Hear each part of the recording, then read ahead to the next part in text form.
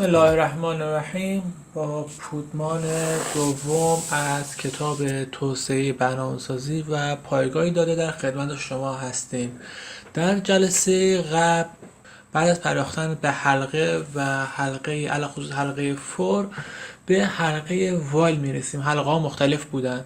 گفتیم که حلقه چیزی است که یک کار تکراری رو متناوب داره انجام میده. یه دونه از حلقه ها گفتیم حلقه با تعداد دور مشخص هست که گفتیم با استفاده از فور میایم چیکار میکنیم اونو انجام میدیم و پیاده سازی میکنیم. حلقه از نوع معین. برخی از حلقه ها تعداد دفعات تکرارش به چه صورت هست مشخص نیست که چند بار قرار تکرار بشه. یک کار رو نمیدونیم چند بار قرار تکرار بکنیم. به اون نوع حلقه گفتیم حلقه نامعین میگن که اون رو میایم با استفاده از حلقه وایل در سی شارپ ما پیاده سازی میکنیم. حالا این متن‌هایی که اینجا در کتاب نوشته رو خودتون مطالعه بفرمایید. ساختارش به این صورت هست که روند حلقه وایل یه شرط داره. اگر شرط درست هستش میاد دستورات انجام میده و میگرده تا زمانی که شرط برقرار هست. این گردش ادامه پیدا میکنه. هر وقت که شرط منقضی شد و غلط بود فالس بود میاد ادامه دستورات بعد از خود حلقه رو ادامه میده. شکل کلش هم به این صورت وایل می‌نویسیم در درون پرانتز خود شرط حلقه رو می‌نویسیم و در جفت آکولات میایم چیکار میکنیم دستوراتی که باید اجرا بشه رو ما یادداشت میکنیم. یه دونه فایل کارگاهی اینجا داریم میگه میخواهیم میانگین نمره درس ادبیات هنرجویان پایه 11 یک هنرستان رو محاسبه کنیم. برای این کار باید با دریافت نمره هنرجویان مجموع نمرات را محاسبه بکنیم. اما تعداد هنرجویان میگن نمیدونیم چند نفره چند تا نمره قرار وارد بکنیم. بنابراین شرط پایان عملیات را وارد کردن عدد منفی برای نمره در نظر میگیریم. فرض کنید یک زمان هست میگیم 10 تا دانش آموز داریم. خب از طریق حلقه فور میایم یک حلقه 0 تا 9 میزنیم و 10 تا عدد رو دریافت میکنیم. ولی اینجا میگه ما نمیدونیم چند تا دانش آموز قرار نمره وارد بشه براش و شرط این که اون حلقه تموم بشه یا بگیم دیگه دانش آموزی نداریم گفتیم یه عدد منفی وارد میکنیم که با این حساب میگیم که تعداد دانش آموز ما تموم شد و مجموع نمرات و میانگینش رو میاد برای ما برنامه نمایش بده. وارد برنامه ویژوال استودیو میشیم و اینجا من میام با توجه به مسئله کتاب، حالا مسئله که متوجه شدیم قرار یک سری نمرات دانشجو بگیریم و آخرین نمره جهت اتمام ورود نمرات هم یک عدد منفی باشه. وقتی دریافت کرد میخوایم برنامه بنویسیم. من قدم به قدم گام به گام برنامه رو پیش میبرم. شما هم میتونید همزمان به کتاب هم توجه داشته باشید و اون متن کد کتاب رو هم نگاه بفرمایید. اول از همه کتاب اومده به این صورت کار کرده چون میخوام مطابق با کتاب پیش بریم و بعدا جورهای مختلفی میشه این برنامه رو نوشتش. اول اصلا از طریق کنسول رایت لاین یه پیام به کاربر من میدم که شما بیا کتاب رایت نوشتم و رایت می‌نویسیم که شما بیا اون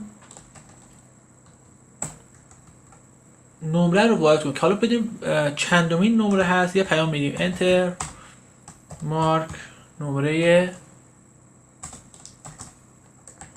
من میگم. خب اینجا باید مشخص کنیم که نمره چندم هستش. خب نمره چندم من میتونم یه دونه متغیر عددی درست کنم int کانت مقدار پیش‌فرض رو 0 میذارم و میگم بیا کانت رو نمایش بده. اسم متغیر کانت اینجا مینویسم و میگم 0 اولین رو به من نمایش بده.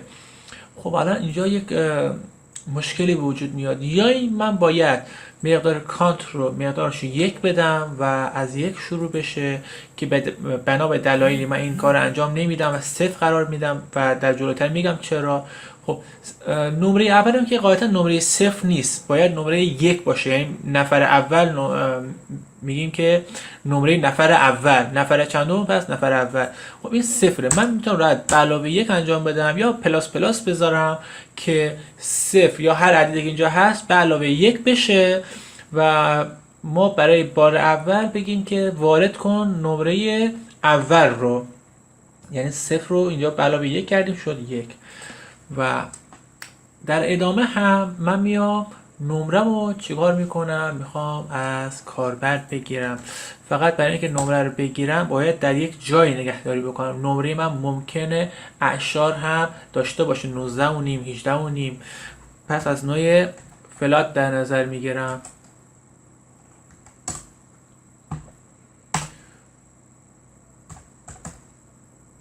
و اسم متغیرم رو ساب میذارم. یعنی نمرات فرض کنید نمره نفر اول میدیم 20، نمره نفر دوم میدیم 18، نمره نفر سوم میدیم مثلا مجدد 20. اینها با هم دیگه همشون جمع میشن و مجموع اینها در درون ساب نگهداری میشن. من پیش‌فرض مقدارش رو صفر میذارم و اینجا میگم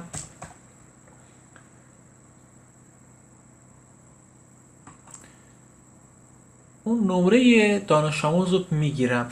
برای اینکه نمره دانش آموز رو بگیرم و مجدد با سام جمع کنم، یه متغیر فلات دیگه درست میکنم یا همینجا هم میتونستم اونو تعریف بکنم. اسمشو میذارم مارک و مساوی میزنم. میخوام عدد رو از کاربر بگیرم. کنسول دات ردلاین. خب بهتون گفته بودیم از نوع فلات هست و اینجا از نوع استرینگ به ما تحویل میده. پس من میام تبدیل رو انجام میدم، یعنی استرینگ رو تبدیل به چی بکنه؟ به فلات دات پارس مینویسم و اول آخرش رو پرانتز میذارم. این میاد این تبدیل رو برای من انجام میده. برای اینکه کار اصولی تر باشه توی جلسه جبرانی قبل بهتون گفتم این داخل ترکش بذارید که احیانا خطایی هم نداشته باشه.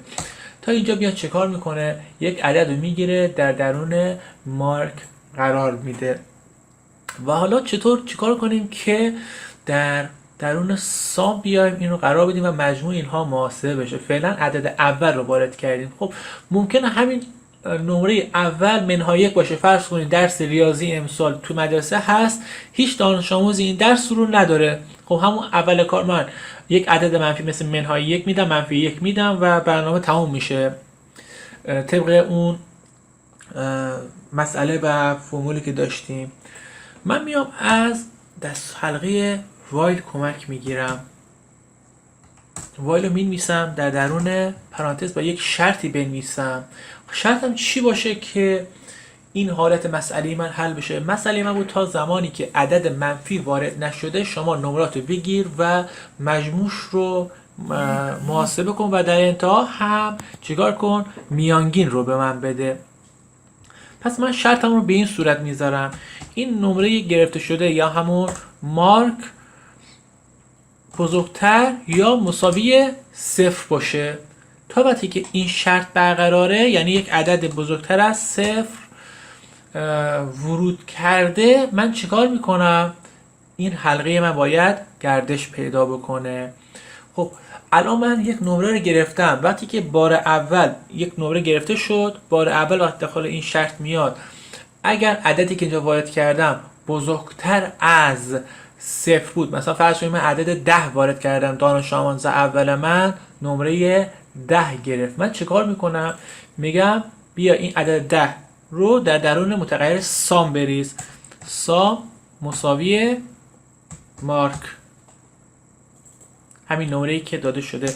فقط یک مسئله این گردش پیدا میکنه، ممکنه بارهای متمادی اعداد رو بگیره. اگر من این دستور رو بنویسم فقط آخرین نمره رو در درون سام نگهداری میکنه. پس من بهتره کاری انجام بدم که مقداری که در درون سام هست، فرض کنید بار اول صفر با نمره 10 جمع میکنه میشه 10، بار دوم عدد 20 وارد میکنیم، قبلا 10 توش بود به علاوه اون عدد 20 که مجدد وارد کردیم میشه 30. به این صورت کد می نویسم که سام مساوی سام به علاوه مارک که بتونه مجموع اعدادی که ما وارد میکنیم در درون سام قرار بگیره. یا گفتیم به یک نحو دیگه هم میتونیم دستور بنویسیم. من این رو هم اگر بنویسم همین معادل سام مساوی سام به اضافه مارک هستش که فعلا من به همون حالتی که کتاب نوشته براتون پسنده میکنم. بعد از این چون میخوام میانگین بگیرم باید بدونم چند تا نمره وارد شده. بار اول گفتیم 0 هستش و اینجا هم یک واحد اضافه کردیم و نمایش دادیم.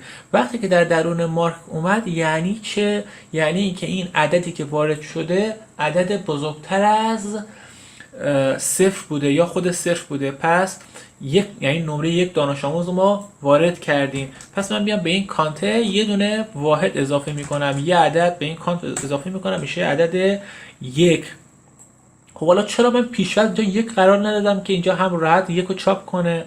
من اگر اینجا عدد 1 قرار میدادم و میگه چاپ کن عدد 1 دیگه به علاوه 1 قرار نمیدادم، میگه چاپ کن یا قرار بده یا ورود بده نمره اول رو. فرض کنید همین نمره اول من نمره چند میشد؟ نمره 0 منها 1 میدادم، یعنی دانش آموزی وجود نداره. خب با این حال هیچ نمره وارد ندادیم، یعنی هیچ دانش آموزی نبوده و نمره وارد نشده، ولی مجموع هنوز عدد 1 هست. برای همین من چیکار میکنیم؟ ما 0 رو کتاب گذاشته و اینجا یه دونه واحد بهش اضافه کرده. این اضافه کردن فقط داره نمایش میده مجدد در درون خود کانت داره ذخیره نمیکنه. یعنی اگر به این صورت می بود این می اومد کانت که اینجا 0 هست به علاوه 1 میکرد میشد 1 و مجدد در درون خود کانت هم این مقدار رو آپدیت میکرد. ولی چون این قسمت انتصاب رو نداره فقط میاد تو این قسمت نمایش میده، دیگه کار دیگه نمیکنه، ذخیره در خود متغیر نمیکنه. اگر عددی که اینجا وارد کرد کاربر بالاتر از عدد 0 بود میاد یه دونه به کانت اضافه میکنه و بعد چیکار میکنه؟ مجدد همین پیام هایی که اینجا گذاشتیم، یعنی میگه بیا یه عدد دیگه وارد بکن. کدوم عدد هست؟ کدوم نمره؟ نمره کانت. خب اینجا کانت یه دونه زیاد شده یعنی 1. میگه 0 بود یه دونه زیاد شده 1 شده و میگه نمره دوم رو بیا وارد بکن. خب اینجا گفتیم در یک بلاک و یک متد ما نمیتونیم متغیری با یک نام، یعنی یک نوع متغیر با نام‌های مشابه داشته باشیم. یعنی اینجا هر دو فلات هستن و اسمشون مارک هست. این خطا گرفته برای ما. برای همین من فقط یک بار باید از این متغیر استفاده کنم، نامش یک بار باید درج بشه. همین متغیری که اینجا هست من مجددا دارم ازش استفاده میکنم. میگم که مجدد از کاربر یه دونه عدد بگیر و در درون مارک بریز. مجدد بیاد اینجا نگاه میکنه مارک بزرگتر یا مساوی 0 هست یا نه. اگر عدد منفی باشه که از حلقه میاد بیرون و این دستورات دیگه اجرا نمیشن. ولی اگر عدد مثبت باشه چیکار میکنه؟ توی حلقه میاد و دوباره کانت و سام اینها رو میاد افزایش میده. من این برنامه رو اجرا بگیرم تا اینجا ببینیم چه کاری داره انجام میده، آیا درست کار میکنه یا نه. اجرا رو زدم.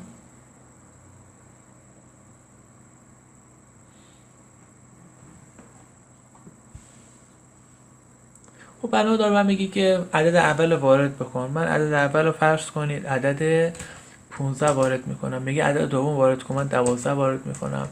همینجور اعدادی وارد میکنم.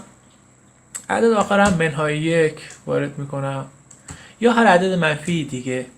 همچون که میبینید برنامه به انتها رسید. حالا چون من انتهاش یه رد کی گذاشتم مجدد اینجا مونده برای گرفتن و یعنی برنامه من به انتها رسید، از حلقه وایل خارج شد. برای اینکه بتونیم میانگین رو هم درج بکنیم، چون خود کتاب میانگین رو هم خواسته، من میام یک متغیر AVG حالا average میانگین رو هم اینجا معرفی میکنم. من اینجا مجموع کل نمرات رو در درون سام دارم و تعداد نمرات وارد شده رو هم در کانت دارم. پس خیلی راحت من میتونم یه دونه کنسول اول که صفحه رو من بیام یک کلیر بزنم پاک بشه از اون مطالب سابق و کنسول دات رایت لاین بکنم. چی رو بگم؟ میانگین چی باشه؟ مقدار اول رو نمایش بده. مقدار اول رو هم بذارم. من هم اینجا میتونم محاسبه رو انجام بدم ولی چون کتاب یه دونه متغیر دیگر اینجا قرار داده تمایل داشته که لابد از این متغیر هم استفاده کنیم. من اسم متغیر رو می‌نویسم مساوی سام که مجموع کل نمرات رو برای من نگه داشته. تقسیم بر چی میکنم؟ تقسیم بر کانت میکنم که تعداد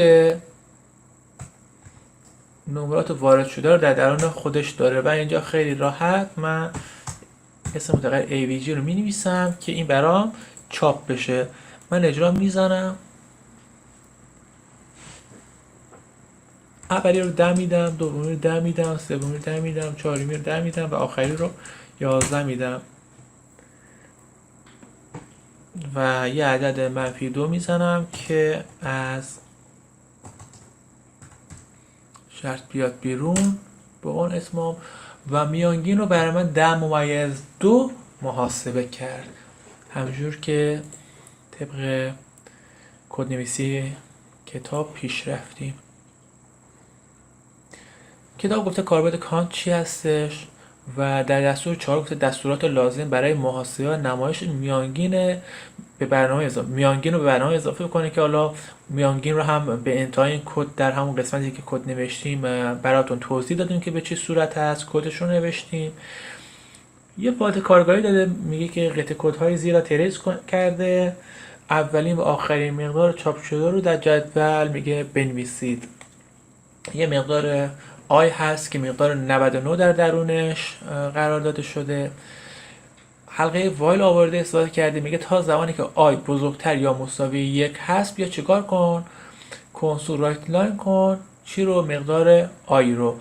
پس اولین چیزی که چاپ میشه عدد 99 هست و آخرین عددی که چاپ میشه وقتی که به 1 رسید. البته اینو باید در نظر بگیریم چون آی 99 هست از به صورت نزولی ازش از بالا میاد پایین و مقدار اولیه آی هم 99 هست و میاد در درون دستور چاپ. اینجا ماینس آی داریم. توی جلسه سابق هم بهتون گفتیم فرق بین ماینس آی و آی ماینس چی هستش. البته نگفتیم، گفتیم برید دنبالش ببینید چی هستش. زمانی که ماینس قبل از آی میاد یعنی چی؟ اول مقدار رو کم میکنه. اینجا 99 هست، آی 99 هست بزرگتر از 1. پس در درون چاپ میاد چیکار میکنه؟ یه دونه از 99 کم میکنه میشه 98 رو چاپ میکنه و میره ادامه شرط. ولی اگر این بود آی ماینس یعنی دو تا منها سمت راست چیز بودن، آی بودن، اول چاپ میکرد 99 رو و بعد یه دونه ازش کم میکرد. این فرقشون هست. فعلا اولین عددی که چاپ میشه چی عددی هست؟ 98. این حلقه هی گردش پیدا میکنه تا به عدد 1 میرسه. 1 آیا بزرگتر یا مساوی 1 هست یا نه؟ میگه بله هستش. میاد اینجا و 1-1 میشه 0 میشه. 0 رو چاپ میکنه و مجدد تو حلقه وال میاد. 0 آیا بزرگتر یا مساوی 1 هست یا نه؟ بله نیستش. شرط حلقه تموم میشه. پس اولین عددی که چاپ میشه 98 هست و آخرین عددی که چاپ میشه 0 هستش. دومی رو خودتون نگاه بفرمایید که به چه صورتی هست. زمان این پارت ما یه خورده داره زیاد میشه. ما بقیه مطالب بمونه برای بخش بعدی.